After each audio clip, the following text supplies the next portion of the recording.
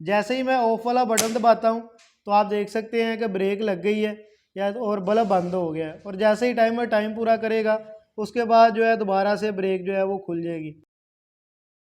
अस्सलाम वालेकुम, नसीम इलेक्ट्रिक के साथ मैं हूं सैयद नसीम अकरम। इस वीडियो में आपको बताऊंगा ब्रेक सर्किट के बारे में। केबल इंडस्ट्री के अंदर ये जो सर्किट है वो बहुत ज़्यादा इस्तेमाल होता है। और अगर मैं ऐसा कहूँ कि शायद ही कोई ऐसी मशीन हो जिस पे ये सर्किट इस्तेमाल ना होता हो तो ऐसा गलत ना होगा। इस ब्रेक सर्किट को मशीन पे इस्तेमाल करने का मकसद यही है कि मशीन को जो है वो बहुत जल्दी रोका जाए। यानी कि जैसे ही हम अगर स्टॉप वाला बटन दबाते हैं तो जितनी मोटर की स्पीड होगी तो मोटर जो है वो अपने यानी कि चक्रों के हिसाब से या अपने लोड के हिसाब से रुकेगी। और अगर हम मशीन को जो है वो जल्दी रोकना चाहते हैं तो फिर हम इस सर्किट का जो है इस्तेमाल करेंगे। इससे क्या होगा कि जैसे ही स्टॉप वाला बटन जो है हम दबाएंगे तो ऑटोमेटिकली सर्किट जो है ब्रेक वाला वो ऑपरेट होगा और सर्किट जो है वो बहुत जल्द मोटर या मशीन को जो है वो रोक लेगा। तो सर्किट जो है इसकी सर्किट डायग्राम बना के पहले सर्किट डायग्राम को एक्सप्लेन करूँगा, उसके बाद उसको प्रैक्टिकली कॉन्टैक्टर के ऊपर ऑपरेट करके आपको ये सर्किट बना के दिखाऊंगा ताकि आपको सर्किट समझने या बनाने में आसानी हो। तो कहीं भी वीडियो हेल्पफुल लगे वीडियो को लाइक करके चैनल को सब्सक्राइब कर दें ताकि इसी तरह की इन्फॉर्मेटिव वीडियो जो है वो आप तक पहुंचती रहे। तो सर्किट जो है वो मैं स्टार्ट करता हूँ। सर्किट में जो चीज़ें इस्तेमाल होनी है वो पहले आपको एक दफ़ा बता देता हूँ। कि सर्किट ये बड़ा सिंपल सा है, इसमें एक अदद टाइमर जो इस्तेमाल होना है और एक ही कॉन्टैक्टर इस्तेमाल होगा। दूसरा कॉन्टैक्टर ओवरलोड और ये बटन जो है ये होल्डिंग सर्किट के लिए मैंने रखे हुए हैं, क्योंकि ये सर्किट जो है होल्डिंग सर्किट के साथ लिंक होता है। तो इसके लिए इस सर्किट के लिए मुझे होल्डिंग सर्किट जो है वो पहले बना के तो फिर जो है वो ब्रेक का सर्किट बनाना पड़ेगा। इस वजह से ये मैंने टोटली सामान जो है वो रखा हुआ है। तो ब्रेक सर्किट जो है वो शुरू करते हैं। ऊपर पहले मैं मेंशन कर देता हूँ कि ये मशीन का ब्रेक सर्किट है।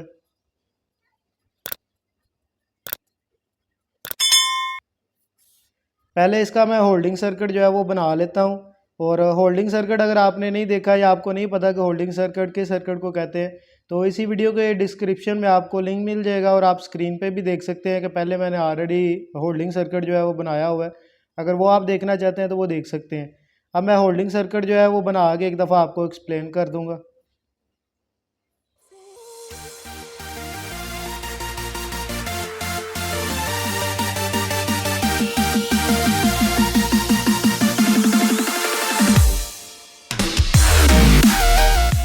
तो होल्डिंग सर्किट जो है वो हमारा कंप्लीट हो चुका है। एक दफ़ा मैं आपको एक्सप्लेन कर देता हूँ। फेज़ हमने लेना है जो ओवरलोड का क्लोज पॉइंट है 95 पे दे के 96 से निकाल के ऑफ पुश बटन जो है इसका क्लोज पॉइंट इस्तेमाल करते हुए हमने ऑन वाला जो पुश बटन है इसके 13 और 14 पॉइंट पे लगाना है। और इसको होल्डिंग सर्किट बनाने के लिए जो होल्डिंग पॉइंट हमने यूज़ करना है वो मेन कॉन्टैक्टर जो हमने यूज़ करना है उसका 13-14 यानी कि जिस भी कॉन्टैक्टर को होल्ड करना होगा उसका हमने ओपन पॉइंट जो है वो इस्तेमाल करना है और उसको इस्तेमाल करते हुए होल्डिंग बना लेनी है। होल्डिंग बनाने के बाद होल्डिंग सर्किट जो है वो हमारा कंप्लीट हो चुका है। अब हमने बनाना है ब्रेक सर्किट। ब्रेक सर्किट जो है उसको हमने लिंक करना है इसके साथ। तो लिंक कैसे करना है कि फ़ेज़ हमने लेना है। फ़ेज़ चाहे यहीं से ले लें जो मेन फ़ेज़ है, चाहे जो कॉन्टैक्टर है इसके तीनों फ़ेज़ों में से कोई एक फ़ेज़ उठा के तो वही हम आगे इस्तेमाल कर सकते हैं। लेकिन बेहतर तरीका ये कि आप वही वाला फ़ेज़ जो है वो इस्तेमाल करें। तो फ़ेज़ जो है मैं वही इस्तेमाल करता हूँ। यहाँ पे जो क्लोज़ पॉइंट इस्तेमाल करना है ब्रेक वाले सर्किट के लिए वो जो मेन कॉन्टैक्टर है ये वाला इसका हमने क्लोज़ पॉइंट इस्तेमाल करना है। तो क्लोज़ पॉइंट जो है यहाँ से फ़ेज़ निकाल के हमने आगे दे देना है जो टाइमर का कॉइल है उसको। तो टाइमर का कॉइल जो है इसको हमने फ़ेज़ जो है वो दे देना है। ये टाइमर का कॉइल है, यहाँ पे हमने न्यूट्रल लगा देनी है, फेज़ जो है वो डायरेक्ट दे देना। इस टाइमर का एक कॉमन पॉइंट है, एक जो है वो नॉर्मली क्लोज़ है और जबकि दूसरा जो है वो नॉर्मली ओपन है। तो ये नॉर्मली ओपन जो है इस पर मैं मेंशन कर देता हूँ, नॉर्मली ओपन है, ये नॉर्मली क्लोज़ है। अब हमने करना क्या है कि यही फेज़ जो इसके कॉइल पे हमने यहाँ पे दिया है यही फेज़ जो है उठा के तो वैसे अगर ड्राइंग के लिए हम मेंशन कर देते हैं कि इसके जो कॉमन पॉइंट है उस पर लगा दिया है, लेकिन कॉमन पॉइंट इसका टाइमर को जो है वो मैंने यहाँ पे शो कर दिया है कि ये फेज़ जो है ये मैंने कॉमन पॉइंट पे दिया है, यही वाला फेज़ जो है ये कॉमन पॉइंट पे दिया है। और इसका नॉर्मली जो क्लोज पॉइंट है, ये मैं नॉर्मली क्लोज कर लेता हूँ, गलती से नॉर्मली ओपन लिखा गया। तो नॉर्मली क्लोज जो है यहाँ से फेज़ निकालना है, और यहाँ से फेज़ निकालने के बाद जो ब्रेक का कॉन्टैक्टर है उसको हमने दे देना है। तो ब्रेक के कॉन्टैक्टर का दूसरी साइड जो है वहाँ पे हमने न्यूट्रल लगा देनी है। तो ब्रेक वाला कॉन्टैक्टर जो है इसको दे देनी है। तो सर्किट जो है वो हमारा कंप्लीट हो चुका है। अब इस ब्रेक कॉन्टैक्टर को ऑपरेट करवाने के लिए जो सोलोनॉइड वाल इस्तेमाल होगा उसको हमने सप्लाई देनी है। तो सप्लाई हमने किस तरह देनी है कि ये वाला जो इस पर वो मैं मेंशन कर देता हूँ कि ये ब्रेक कॉन्टैक्टर है।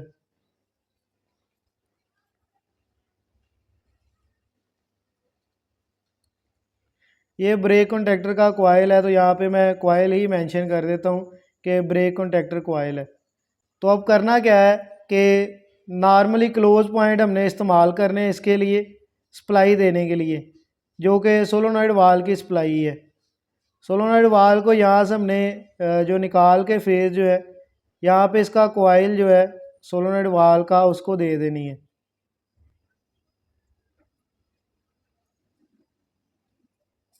सोलोनॉइड का ये कॉइल है, यहाँ पे हमने जो है फेज़ दे देना है और यहाँ पे हमने न्यूट्रल दे देनी है। यानी कि ये 220 कॉइल है, तो 220 अगर सर्किट जो है अगर 24 वोल्ट का है तो फिर 24 वोल्ट जो भी आपको रिक्वायर हो तो वो आप यहाँ पे सप्लाई जो है वो दे सकते हैं। तो अगर आपके पास कॉन्टैक्टर के ऊपर एक क्लोज पॉइंट है तो फिर आप न्यूट्रल जो है वो डायरेक्ट दे सकते हैं, और कॉन्टैक्टर का फेज़ जो है वो नॉर्मली क्लोज पॉइंट इस्तेमाल करते हुए कॉइल को सप्लाई दे सकते हैं। ये जो सोलोनॉइड का कॉइल है। तो सर्किट जो है वो हमारा कंप्लीट हो चुका है। अब यही सर्किट जो है इसको मैं कॉन्टैक्टर के ऊपर बनाकर आपको ऑपरेट करके दिखाता हूँ कि मशीन के ऊपर अगर हम ब्रेक का जो सर्किट है वो लगाते हैं तो ये सर्किट कैसे ऑपरेट करता है।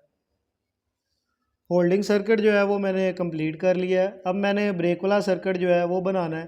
तो ब्रेक वाला सर्किट जो है फेज़ हमने लेना है, और जो मेन कॉन्टैक्टर है ये वाला इसके नॉर्मली क्लोज से गुजार के तो फेज़ जो है टाइमर के कॉइल पे देना है। तो ये वाला काम जो है मैं करता हूँ। फेज़ के लिए यहाँ पे मैं घर पे बना रहा हूँ ये सर्किट, तो मेरे पास न्यूट्रल और फेज़ है तो उसी को मैंने ऊपर लगा दिया है। अगर आप फैक्ट्री के अंदर बनाते हैं तो यहाँ पे 3 फेज़ ही आप लगाएंगे, फेज़ 1, फेज़ 2 और फेज़ 3, इसी तरह रेड येलो ब्लू। और यहाँ पे मैंने न्यूट्रल इस वजह से लगाई हुई है कि मैंने जो मेन सप्लाई है वो फिर यहाँ पे इसी तरह मैंने लगा देनी है। अगर आपने 3 फेज़ सप्लाई लगानी है तो आप फिर 3 फेज़ सप्लाई जो है वही यहाँ पे इस्तेमाल करेंगे, जबकि न्यूट्रल जो है वो फिर नीचे से ही देंगे। अगर आप काम करते हैं तो आप बेहतर ही जानते हैं इस चीज़ को। तो यहाँ से फेज़ जो है वो मैंने नॉर्मली क्लोज़ को देना है, और उससे पहले फेज़ जो है इसको लिंक करना है जो मेन फेज़ है इसके साथ। तो यहाँ फेज़ जो है इसके साथ मैं लगाता हूँ इसको। फेज़ पे लगाने के बाद यही नॉर्मली क्लोज़ जो है यहाँ पे मैं लगा लेता हूँ। आसानी के लिए लगा रहा हूँ कि यहाँ से निकालने के बाद मैं जो टाइमर है इसके कॉइल पे लगा दूँगा। तो इस तरह जो है ये नॉर्मली क्लोज पॉइंट जो है इस पर सप्लाई लग चुकी है। जो क्लोज पॉइंट की आउट है यहाँ से निकाल के अब मैंने टाइमर को देनी है। और टाइमर को लगाने के बाद इसका जो कामन है इसके अंदर 2 रिले हैं, जिसका एक का कामन 8 नंबर है और दूसरी का 1 है। इसके बाद नॉर्मली ऊपर और नॉर्मली क्लोज जो है इसके पॉइंट है वो टाइमर पे एक दफ़ा मैं लगाने के बाद आपको दिखा देता हूँ। तो यहीं से मैं तार काट के जो कॉमन पॉइंट है उस पर लगा दूँगा। तो यहाँ पे जो इसका कॉइल है 2 और 7 यहाँ पे मैंने लगा दी है इसकी सप्लाई, जो नॉर्मली क्लोज जो है वहाँ से निकाला था फेज।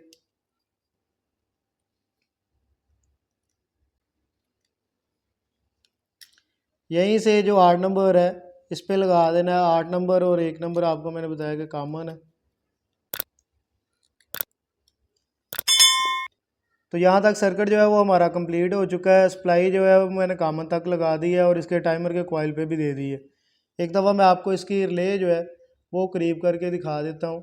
आप देख सकते हैं कि 1 नंबर कॉमन है यहाँ पे और 8 नंबर कॉमन है। 6 नंबर 8 नंबर के साथ नॉर्मली ओपन है, जबकि 5 नंबर क्लोज है। दूसरी रिले को देखें तो 1 नंबर जो है वो 3 नंबर के साथ नॉर्मली ओपन है, जबकि 4 नंबर के साथ नॉर्मली क्लोज है। तो मैंने 8 नंबर जो है वो कॉमन वो यूज़ किया है। तो मैं यहाँ पे 5 नंबर जो है जो पॉइंट है वहाँ से फेज़ निकाल के तो ये वाला जो कॉन्टैक्टर है ब्रेक का इस पे लगा दूंगा। जैसा कि यहाँ पे नॉर्मली क्लोज जो है वो टाइमर का, वहाँ से फेज़ निकाल के तो ब्रेक का जो कॉइल है कॉन्टैक्टर का, वहाँ पे मैंने लगा देना। यहाँ से मैंने फेज़ जो है वो निकाल के तो जो ब्रेक वाला कॉन्टैक्टर है इसके कॉइल पे लगा देनी। तो न्यूट्रल पहले ही लगी हुई है, यहाँ से मैंने फेज़ जो है वो लगा देना है।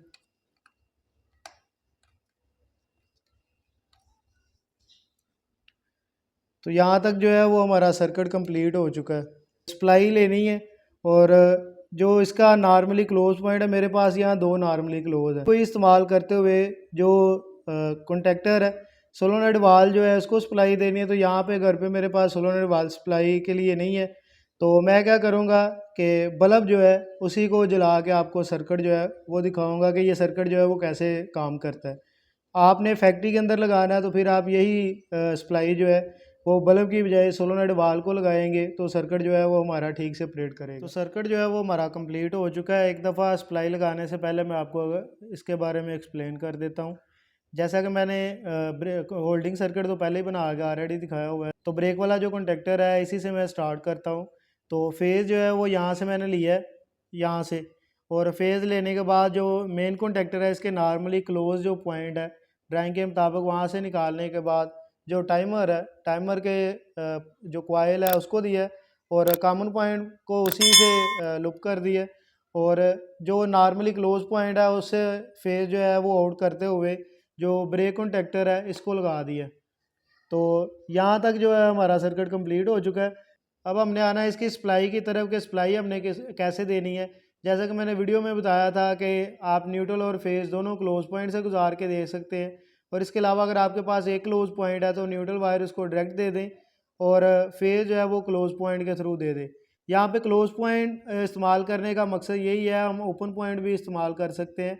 इससे ये होगा कि जितनी देर सप्लाई ऑन है उतनी देर सोलोनॉइड वाल के थ्रू जो है वो सप्लाई मिलती रहेगी आपकी मशीन को, और ब्रेक जो है वो खुली रहेगी। जैसे ही आप मशीन बंद करते हैं या वापडा बंद होती है पीछे से, तो उस दौरान जो है आपकी मशीन ऑटोमेटिकली जो है वो रुक जाएगी। तो इस सर्किट को आपको मैं सप्लाई लगाने के बाद दिखाता हूँ। ये सप्लाई जो है मैंने अलहदा से लगा दी है, जो हमारा यानी कि बल्ब मैंने ऑपरेट किया हुआ है। तो आप इसको सोलोनॉइड वाल ही जो है वो जेन में रखें। ये सोलोनॉइड वाल की सप्लाई है, तो नॉर्मली क्लोज पॉइंट है दोनों, इस वजह से ऑन करते ही आपकी ब्रेक जो है वो लगेगी। तो अब ये सप्लाई जो है इसको जो मेन सप्लाई है उसके तौर पे मैं इस्तेमाल करता हूँ। ये जो शू है तो यहाँ से मैं ऑन करता हूँ, तो जैसे ही आप ऑन करेंगे तो ब्रेक वाला कॉन्टैक्टर जो है वो लग जाएगा, और जैसे ही टाइमर अपना टाइम पूरा करेगा उसके बाद जो ब्रेक है वो खुल जाएगी। तो आप देख सकते हैं कि टाइमर ने टाइम पूरा कर लिया है और ब्रेक वाला कॉन्टैक्टर जो है वो नॉर्मल हालत में आ चुका है। और सोलोनॉइड वाल की जगह, जैसे कि मैंने आपको बताया था, मैंने ये बल्ब इस्तेमाल किया हुआ है। तो इस पर मैं हाथ रख लेता हूँ ताकि हमारे कैमरे का जो फोकस है वो ख़राब ना हो। अभी ये वाला कॉन्टैक्टर जो है वो नॉर्मल हालत में है। जैसे ही मैं ऑन वाला बटन दबाऊंगा तो ये होल्डिंग सर्किट जो है वो ऑपरेट हो जाएगा, और इस वक्त ब्रेक खुली हुई है क्योंकि बल्ब हमारा जो है आप देख सकते हैं कि ऑपरेट है।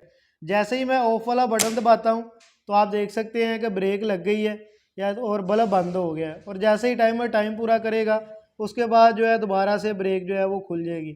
इस तरह क्या होगा कि ब्रेक खुलने के बाद मशीन जो है वो फ्री हो जाएगी। अगर आपने यानी कि हाथ से उसको घुमाना है, सीधा करना है, अपनी पोजीशन पे लेके आना है, तो आप इजीली जो है उसको भी अपनी पोजीशन पे ला सकते हैं। तो दोस्तों ये था सर्किट जो मैंने आपको ब्रेक वाला सर्किट बना के दिखाया। अगर वीडियो पसंद आई है तो वीडियो को लाइक करके चैनल को सब्सक्राइब कर दें ताकि इसी तरह की इन्फॉर्मेटिव वीडियो आप तक पहुंचती रहे। आज की वीडियो जो है वो यहीं तक थी। अपना ख्याल रखिएगा। अल्लाह हाफिज़। इस वीडियो में मैंने होल्डिंग सर्किट जो है उसका पावर सर्किट जो है वो यूज़ नहीं किया, सिर्फ इसका कंट्रोल सर्किट मैंने आपको बना के दिखाया। दूसरी एक और चीज़, ओवरलोड मैंने लगाई तो थी मेन कॉन्टैक्टर के साथ, लेकिन उसका क्लोज पॉइंट इस्तेमाल करना मुझे याद नहीं रहा। सेफ्टी के लिए वो पॉइंट जो है इसका इस्तेमाल ज़रूर करें।